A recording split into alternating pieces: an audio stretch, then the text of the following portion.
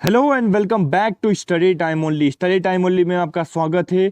दोस्तों, आज 27 मई 2020 के सभी इंपॉर्टेंट करंट अफेयर्स को यहाँ पे हम एमसीक्यू की मदद से समझेंगे। The Hindu plus PIB cues, ये इसका नाम है। यहाँ पे द हिंदू के और पीआईबी से रिलेटेड जो भी इंपॉर्टेंट न्यूज़ेस रहती हैं उन सभी को एमसीक्यू के फॉर्म में हम यहाँ पे डिस्कस करने जा रहे हैं। आपको हर एक एमसीक्यू के पहले क्वेश्चन को पॉज करना है, वीडियो को पॉज करना है, इसके बाद आंसर देना है और जब आप आंसर दे दें तो फिर उसको आंसर का एक्सप्लेनेशन देखना है और लास्ट में कमेंट सेक्शन के अंदर ये जरूर बताना है कि नंबर ऑफ कितने क्वेश्चन आपके वहां पे सही हुए हैं। चलिए स्टार्ट करते हैं डिस्कशन। पहला क्वेश्चन आप लोगों के सामने यहाँ पे निकल के आया हुआ है। देखिए, अगर आपको मैं आपको थोड़ा सा बता देता हूँ कि अगर आपको पीडीएफ चाहिए तो आप स्टडी टाइम ओनली का टेलीग्राम ग्रुप जरूर से जरूर ज्वाइन कर लीजिए। और पहला क्वेश्चन हमारा है, कंसीडर द फॉलोइंग स्टेटमेंट। यहाँ पे एक ऐप है, उससे रिलेटेड क्वेश्चन है। Umang app will take into the consideration of the various group. देखिए, आप यहाँ पे एक ऐप देख पा रहे होंगे। अगर मैं आपको दिखाता हूँ तो ये जो ऐप है ये उमंग ऐप है, देख पा रहे होंगे, ये उमंग ऐप है। तो इसके बारे में क्वेश्चन आया हुआ है तो उसको ही हम यहाँ पे डिस्कस करेंगे। Umang app will take into the consideration various corresponding to PM office by the common people. It launched in 2017 to bring all the government services in a single mobile app. तो इनमें से बताना है कौन से statement सही है।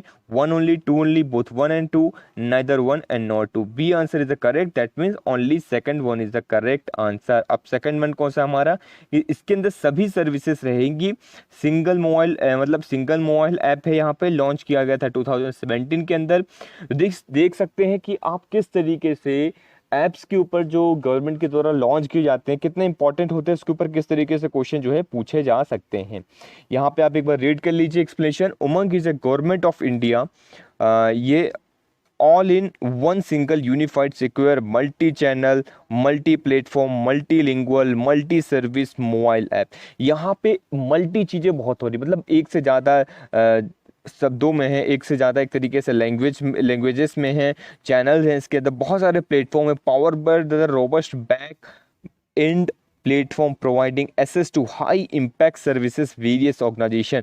Central और स्टेट गवर्नमेंट को एक तरीके से कनेक्ट कर रहा है और सभी की सर्विसेज, मतलब बहुत सारी सर्विसेज इसके अंदर इंक्लूडेड हैं। तो यही सारी चीज़ें इसके अंदर बताई गई हैं। जैसे अबाउट 660 सर्विसेज इसके अंदर इंक्लूड है, 127 डिपार्टमेंट्स एंड 25 स्टेट्स इसके अंदर आते हैं। तो ये आपको याद रखना है, काफ़ी इंपॉर्टेंट हो जाता है ये। सेकंड नंबर का क्वेश्चन है हमारा, consider the following statement. Hong Kong is autonomous region of China. Question पहला statement. Second statement, Macau was formally a colony of the British Empire. Third, one country two system approach was propose by Deng Xiaoping with an aim to unify China and Taiwan. तो ये आपको बताना है इसमें से कौन सा statement correct है।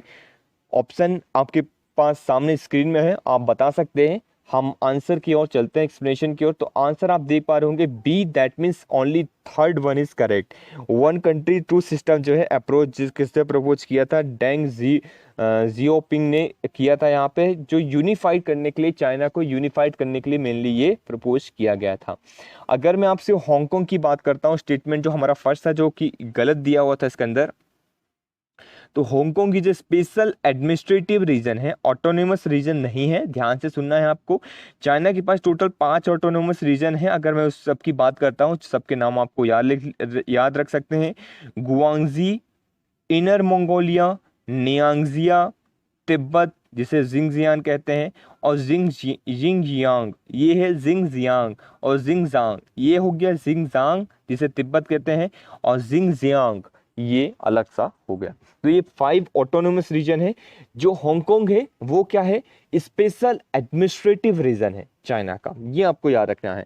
जो कि ऑब्जर्व किया जाता है, one country two system policy को ये अडॉप्ट किया जाता है। इसके तहत जो है कि इसके हांगकांग के अंदर पॉलिसी थोड़ा सा अलग रहेगी, थोड़ा सा अलग फ्रीडम दिया जाएगा, और जो ऑटोनोमस रीजन यहाँ पे थोड़ा सा अलग रहेगा। तो ये आपको याद रखना है। मकाओ जो था, अगर मैं बात करता हूँ, पहले पोर्चुगीज एम्पायर का पार्ट हुआ करता था, कॉलोनी हुआ करती थी। इसके बाद जो है अब इसे एक तरीके से colony remain under the Portuguese until 1990 तक इसके अंडर में रही थी, और इसको अब ट्रांसफर कर दिया गया है चाइना को। तो ये भी आपको यहाँ पे याद रखना है। क्लियर हो गया। स्टेटमेंट थर्ड अगर हम देख रहे हैं तो as per the one country two system approach policy, तो वन कंट्री टू सिस्टम की जो अप्रोच पॉलिसी है उसके तहत क्या किया जाता है, Hong Kong Macao special administrative region जो है both former colonies can have the different economic और पॉलिटिकल सिस्टम वहाँ पे रहेंगे, मतलब वहाँ के इकोनॉमिक सिस्टम अलग रहेंगे, वहाँ पे पॉलिटिकल सिस्टम अलग रहेंगे जो मेनलैंड चाइना है उससे, तो ये आपको याद रखना है। लेकिन ये चाइना को एक करके रखता है। सबसे बड़ी चीज़ तो ये जो होगा यहाँ पे अगर मैं बात करता हूँ हांगकांग और मकाओ, तो इंटरनेशनल जो भी चीज़ें होती हैं वो मेनली चाइना ही देखता है और डोमेस्टिक चीज़ें जो अंदर की चीज़ें होती हैं वो खुद एडमिनिस्टर करते हैं अपना, तो ये आपको याद रखना है। नेक्स्ट क्वेश्चन की ओर मूव करते हैं and the next question is India become a party to WHO constitution on 12 January 1945, तो ये आपको बताना है कौन से स्टेटमेंट इसमें से सही है। Currently the executive board chairman of WHO is Indian. अब देखिए ये क्वेश्चन न्यूज़ में क्यों है, इस तरीके से आपको सोचना होगा। अगर कभी भी इस तरीके से क्वेश्चन आता है तो आप सोचिए कि न्यूज़ में क्यों है, कहीं ना कहीं कुछ ना कुछ इंडिया का इन्वॉल्वमेंट होगा तभी वो क्वेश्चन न्यूज़ में आया है। The board chairman post is held by rotation for 1 year by each the WHO's 6 regional group. तो कौन से स्टेटमेंट इसमें से सही है तो आपको बताना है। तो देखिए यहाँ पे सबसे इंपॉर्टेंट बात याद रखना है कि पहला जो स्टेटमेंट है गलत है, क्योंकि 1945 नहीं 1948 के अंदर 12 जनवरी 1948 के अंदर जो है इंडिया जो है party to become the WHO constitution का पार्ट बना था, ये आपको याद रखना है। और जैसा कि मैंने बोला कि स्टेटमेंट जो सेकंड है आपको याद रखना है, यूनियन जो होम मिनिस्टर है doctor Harsh Vardhan is set to take the charge of chairman of WHO executive board के ये चेयरमैन बनेंगे। ये 147th सेशन है, तो ये आपको भी याद रखना है। Chairman of the 34 member WHO executive board के करंटली ये चेयरमैन जो है जापान के हैं, भी आपको याद रखना है, जो कि अब इंडिया से बनने जा रहे हैं यूनियन हेल्थ मिनिस्टर हमारे डॉक्टर हर्षवर्धन जी। तो वो क्वेश्चन भी न्यूज़ में तभी आता है जब वो कहीं ना कहीं से न्यूज़ में रहा हो, कोई इंडिया का पार्टिसिपेशन रहा हो, इसलिए वो न्यूज़ में आया। क्लियर हो गया। यहाँ पे नेक्स्ट स्टेटमेंट है the executive board is composed of 34 member. जैसा कि अभी हमने देखा एग्जीक्यूटिव बोर्ड जो होता है WHO को, उसके अंदर कितने मेंबर्स रहते हैं, 34 मेंबर रहते हैं। टेक्निकली क्वालिफाइड रहते हैं हेल्थ फील्ड के अंदर। Board chairman post by the health rotation basis में हर एक साल पे यहाँ पे जो है यहाँ पे चेंज हो रहता है 6 रीजनल ग्रुप के अंदर। अब ये 6 रीजनल ग्रुप कौन कौन से आप लोग एक बार देख लीजिए। पहला अफ्रीका रीजन हो गया, region of America, south east Asian region, European region, eastern Mediterranean region and western Pacific region. तो कभी कभी रीजन के ऊपर भी क्वेश्चन पूछ लिए जाते हैं, इसलिए इंपॉर्टेंट हो जाता है, याद रख लीजिएगा, काफ़ी इंपॉर्टेंट हो जाता है। तो चलिए चलते हैं नेक्स्ट क्वेश्चन की ओर। जो नेक्स्ट क्वेश्चन है हमारा, treaty of open sky is in news sometimes is associated with, ये किस चीज़ से रिलेटेड है? ट्रीटी ऑफ ओपन स्काईज हमने डिटेल में द हिंदू के एनालिसिस में डिस्कस किया हुआ। देखिए एक भी ऐसा क्वेश्चन नहीं है जो हमने डायरेक्टली इनडायरेक्टली डिस्कस नहीं किया हुआ। जो लोग कंटिन्यूसली द हिंदू और PIB को फॉलो कर रहे हैं तो उन्हें पता होगा कि हम जो है इन सारी चीज़ों को कहीं ना कहीं डिस्कस करते रहते हैं, तो इसलिए आपको इंपॉर्टेंट है, ये आपको बताना है। पर न्यूक्लियर डिसआर्मामेंट आप लोगों ने देख लिया होगा, आप लोगों ने पढ़ लिया होगा, और पॉज करके इसका आंसर दे दीजिए। मैं आपको आंसर बता देता हूँ, permission of flying of civil aircraft या फिर अनआर्म एरियल सर्विलेंस फ्लाइट, इनमें से कौन सा है? तो इसमें से option is C is correct. That means open sky एक तरीके से ट्रीटी हुई थी आप कह सकते हैं, जिसके अंदर 34 कंट्रीज इन्वॉल्व थी। कंडक्ट द अनआर्म सर्विलियंस फ्लाइट था, बिना आर्म्स लिए, याद रखिएगा बिना आर्म्स के एक क्या कर सकती है ओपन स्काई। यहाँ पे ऐसे सपोज US और चाइना का, रशिया का मैं एग्जांपल लेता हूँ कि US की जो फ्लाइट्स है वो कहाँ जा सकती है, रशिया के अंदर से घूम घूम के ऐसा कर सकती हैं और चले आ सकती हैं, और रशिया की फ़्लाइट्स कहाँ जाएंगी, USA के अंदर, USA की फ़्लाइट रशिया के अंदर। तो ये सारे वो क्या कर सकते हैं, एकदम नज़र रख सकते हैं कि यार हाँ कोई आप न्यूक्लियर वेपन तो नहीं तैयार कर रहे हैं या इस तरीके से बहुत सारी चीज़ें नहीं करने हैं। ये डिसआर्मामेंट के लिए एक एग्रीमेंट था ओपन स्काईज का, तो ये इसको आपको याद रखना है। क्वेश्चन नंबर 5 की ओर मूव करते हैं। कंसीडर द फॉलोइंग स्टेटमेंट, आपको इन स्टेटमेंट के बारे में एक बार देखना है। अंडर द हनी मिशन, देखिए किस मिशन की बात की जा रही है, हनी मिशन। अब काफ़ी इंपॉर्टेंट हो जाता है, देखिए किस तरीके से, जब इस तरीके से मिशन कभी निकल के आए तो आपको याद रखना चाहिए। National cooperation development corporation NCDC, national cooperative Development Corporation provide training to bee boxes and beekeepers. Second statement, National Cooperative Development Corporation is a statutory corporation set up under the Act of Indian Parliament 2003. तो बताना है इसमें से कौन सा statement सही है। तो yes, our answer is neither 1 nor 2, कोई सा भी इसमें से स्टेटमेंट हमारा सही नहीं है।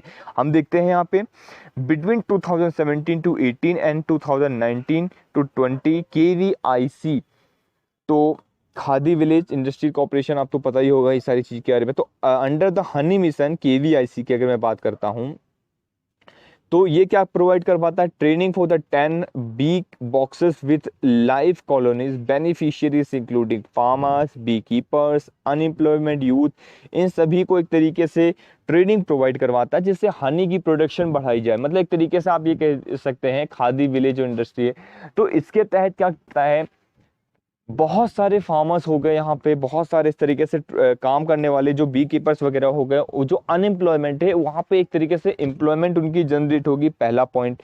सेकंड नंबर पे क्या होगा, सेकंड नंबर पे उनकी आमदनी बढ़ेगी। तो ये इसलिए ये चीज़ करवाया जा रहा है, उनके अंदर स्किल्स बढ़ेगी। KVIC जो है run be keeping training programme and courses, बहुत सारे कोर्सेज तो बी कीपिंग ट्रेनिंग प्रोग्राम जो है ये रन करवाते रहते हैं। तो ये आपको याद रखना है। ये series cooperative under the act of Indian parliament 13 मार्च 1963 में पास हुआ था।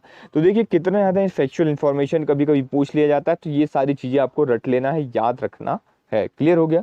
अब इसके अंदर बहुत सारी चीज़ें आती हैं, जैसे ऑब्जेक्टिव ऑफ NCDC की अगर मैं बात करता हूँ तो प्लानिंग है, promoting programme of production, processing, marketing, storage, export, import, जो भी एग्रीकल्चर प्रोड्यूस होता है हमारा, फूड स्टॉक्स वगैरह हो गया, इंडस्ट्रियल गुड्स वगैरह हो गया, लाइव स्टॉक हो गया, सर्टेन नोटिफाइड, तो इन सभी को बढ़ाने का ये काम करता है। तो इसको आपको अच्छे से याद रखना है। क्लियर हो गया। चलिए नेक्स्ट क्वेश्चन की ओर मूव करते हैं। जो हमारा नेक्स्ट क्वेश्चन है, डेमो 2 मिशन। देखिए क्या है ये, demo 2 mission is a part of which of the following NASA space mission. तो ये नासा के किस स्पेस मिशन का पार्ट है, डायरेक्ट फैक्चुअल इंफॉर्मेशन है, इसमें कुछ समझने की ऐसा कुछ जरूरत नहीं है, आपको बस याद रख लेना है। तो ये किसका है आपको याद रखना है, मैं आपको बता देता हूं। यहाँ पे answer is A, that mean commercial crew programme. Commercial crew programme का ये मिशन है। तो इस तरीके से आप इसको रट सकते हैं, याद कर लीजिए। जो भी न्यूज में रहता है तो इसकी एक लिस्ट जरूर बना लीजिए। कोई कुछ ऐसी चीजें हैं जहां पे समझने को के लिए ज्यादा ना हो तो आप उन सारी चीजों की लिस्ट बना सकते हैं, जिसको आप बार बार रिवाइज करते हुए चलें और आपको याद हो सकता है। तो यही सारी चीजें स्पेसएक्स का ये मिशन है। क्वेश्चन नंबर 7 की ओर मूव करते हैं। टॉर्टोइस एंड टर्टल्स के बारे में बात की जा रही है। अब ये क्या दोनों रेप्टाइल से ये पूछा जा रहा है, पहला स्टेटमेंट। सेकंड स्टेटमेंट क्या है, tortoise live some of the most of the time in water while the turtles lives on land. Second statement. Third statement क्या है हमारा, tortoise are herbivorous while the turtles can be both herbivorous and carnivorous. आप लोगों ने tortoise भी देखा होगा, turtles भी देखा होगा, और आपको काफी कंफ्यूजन हो रहा होगा कि सर ये टोटोइस और टर्टल्स में क्या डिफरेंस है, ये तो बिल्कुल दोनों एक सेम जैसे दिखते हैं बिल्कुल। ये तो ऐसा हमें तो आज के पहले ऐसा लगता था कि टोटोइस और टर्टल दोनों एक ही होते हैं, लेकिन नहीं, दोनों एक ही फैमिली के होते हैं, दिखते भी सेम टू सेम एक जैसे हैं, लेकिन बहुत डिफरेंस होता है दोनों के अंदर।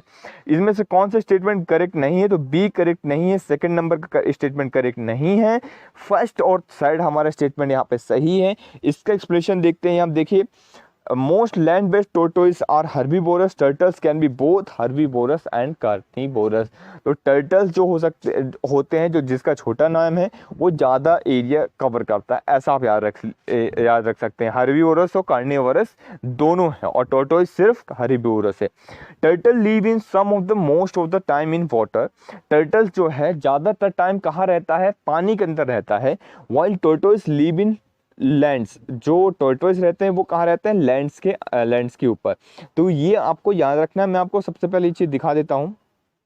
देखिए, ये टर्टल्स हैं और ये टॉर्टोइस है, दोनों सेम दिख रहे होंगे, लेकिन इसके जो पैरों का बनाव है वो थोड़ा सा डिफरेंस आपको देखने को मिलेगा। जो टोर्टोइज होता है जो कि ज़मीन में मैक्सिमम टाइम पे रहता है, ज़मीन पे चलता है, उसके जो पैर रहते हैं वो थोड़ा सा मजबूत रहते हैं।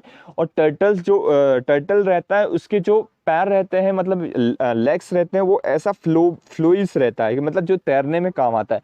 वो जनरली ज़्यादातर मैक्सिमम टाइम पानी में रहता है, लेकिन इसका मतलब ये नहीं कि वो सिर्फ पानी में रहता है, वो बाहर भी आता है, बाहर भी घूम सकता है, ऐसा कुछ नहीं है। लेकिन ये मैक्सिमम टाइम यहाँ पे आपको याद रखना है कौन कहाँ रहता है। क्लियर हो गया। तो tortoise turtle both are reptiles हैं ऑर्डर टू टेस्टुडिनस और डिफरेंट क्लासिफिकेशन फैमिलीज से हैं। तो ये सारी चीज़ आपको छोटी छोटी डिफरेंस इसके अंदर याद रखना है। जैसे कि टर्टल जो रेप्टाइल्स, अगर हम डिफरेंस देख लेते हैं इसके अंदर, तो रेप्टाइल फ्रॉम द शियोलोन फैमिली से एक ही फैमिली है, तो फैमिली का नाम याद रख सकते हैं। Spend more of the time in land areas के अंदर, ये लैंड में ज़्यादातर रहता है, ये पानी के अंदर ज़्यादा रहता है। और ये हर्बीवोरस, कार्निवोरस, ओमनीवोरस, ये सारी चीज़ें खा लेता है, सब कुछ खा लेता है। ये सिर्फ बार्ली हर्बीवोरस है, और कभी कभी ये कुछ जो है ओमनीवोरस भी देखने को मिलते हैं। तो ये छोटे छोटे पॉइंट्स हैं, तो वो आपको याद रखना है। ये वाटर लवर है एक तरीके से, मेनली वाटर वाला ही डिफरेंस पूछा जाता है आपसे। और ये लैंड ड्वेलर है कि कौन सा पानी के पास पानी में रहता है, कौन सा ज़मीन में रहता है, ये ही क्वेश्चन अराइज हो सकता है। क्लियर हो गया। चलिए आगे चलते हैं। नेक्स्ट क्वेश्चन की ओर। Khudol sometime mention in the news in reference to, direct question है, डायरेक्टली आपको बताना है, फैक्चुअल इंफॉर्मेशन है। खुडोल जो है न्यूज़ में था, तो ये किस चीज़ से रिलेटेड है इस रेफरेंस पे। देखिए कुछ जो ज़्यादा एक तरीके से आप कह सकते हैं इंफॉर्मेटिव वाला क्वेश्चन होता है, फैक्चुअल होता है, वो डायरेक्टली इस तरीके से पूछा जाता है कि किस चीज़ से रिलेटेड है। तो बस आप जनरली एक बार रीड कर लेंगे तो आपके माइंड में रहेगा कहीं ना कहीं कि किस चीज़ से रिलेटेड है। तो आपको याद रखना है, मैं आपको आंसर बताता हूँ। ये एक एनजीओ बेस्ड, मणिपुर का ये एक एनजीओ है LGBT कम्युनिटी का। तो ये आपको याद रखना है। खुडोल क्राउड फंडेड इनिशिएटिव जो है, यह ऑल इम्फॉल बेस्ड एनजीओ है, जो कि had a created first India's first transgender football जो है इसने क्रिएट किया है। इसके LGBTQI+ इनिशिएटिव के मतलब इनके हाइजीन वगैरह ये सारी चीज़ों को इंक्लूड करते हुए, तो इन सभी जो कमिटी LGBT कमिटी है इन सबको इंक्लूड कर रहे हैं इसके अंदर। तो ये आपको याद रखना है। इंडिया का पहला है तो इसलिए इम्पॉर्टेंट हो जाता है। LGBT कमिटी का है इसलिए काफ़ी इंपॉर्टेंट हो जाता है। तो ये सारे पॉइंट्स आपको याद रखना है। क्वेश्चन नंबर 9 की ओर मूव करते हैं, जो हमारा काफ़ी इंपॉर्टेंट है। National parks and wild life sanctuaries के ऊपर क्वेश्चन है।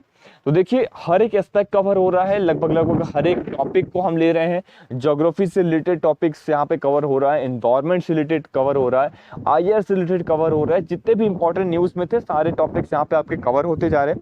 National park enjoy greater degree of protection than wild life sanctuary, पहला statement. Second, activities like grazing of live stock, collection of firewood are regulated in a wild life sanctuary while it is prohibited in a national park. तो ये आपको बताना है। Third number का statement है हमारा, national park can be created for the specific species while the wildlife sanctuary is not particularly focused on any species। I thought आप लोगों ने सारे स्टेटमेंट अच्छे से रीड कर लिए होंगे, इनका मतलब भी आप लोग समझ चुके होंगे। देखिए अगर मैं आपको डिटेल में यहीं पे समझा दूंगा तो आपको क्यूज अटेंड करने का मतलब नहीं निकलेगा, इसलिए आपको पॉज करना है और उसका आंसर देना है। इसके बाद तो मैं एक्सप्लेनेशन देता ही हूँ। तो देखिए आप लोगों ने यहाँ पे एक्सप्लेनेशन आंसर दे दिया होगा, कौन से स्टेटमेंट में से करेक्ट है। ABCD आंसर फटाक से कमेंट सेक्शन में बताइए कि इसका कौन सा आंसर है। तो आंसर इस A 1 and 2 is the correct answer. That mean अब हम एक्सप्लेनेशन की ओर मूव कर देंगे। देखिए वाइल्ड लाइफ सेंचुरी है can be created to specific species, किसी स्पेसिफिक स्पीसीज के लिए क्रिएट की जा सकती है। While the national park is not focus on a particular species, national park कभी भी के कोई पर्टिकुलर स्पीसीज को फोकस करते हुए नहीं बनाया जाता है। जनरली आप लोग भी देखते होंगे कि नेशनल पार्क आप लोग जाते रहते होंगे, तो वहाँ आप लोगों ने देखा होगा कोई पर्टिकुलर स्पीसीज नहीं रहती, बहुत सारे स्पीसीज उसके अंदर रहते हैं, घूमने को मिलता है, एक तरीके से जू वगैरह हो गया। A national park is an area which is strictly reserved for the betterment of the wildlife, where the human activities are like forestry, grazing, cultivation are not permitted। बहुत ज़्यादा इंपॉर्टेंट पॉइंट है कि नेशनल पार्क कैसा area है, बहुत ज़्यादा strictly prohibited है कि आप वहाँ पे वाइल्ड लाइफ की बेटरमेंट के लिए ह्यूमन एक्टिविटी जैसे फॉरेस्ट्री, ग्रेजिंग, ये सारी चीज़ें उसके अंदर मना है, ये आपको याद रखनी है। Wild life sanctuary is protected area. Wild life century क्या है, एक प्रोटेक्टेड एरिया है, याद रखिएगा। It is an protective area that reserve for the conservation of wild life, animals and plant species.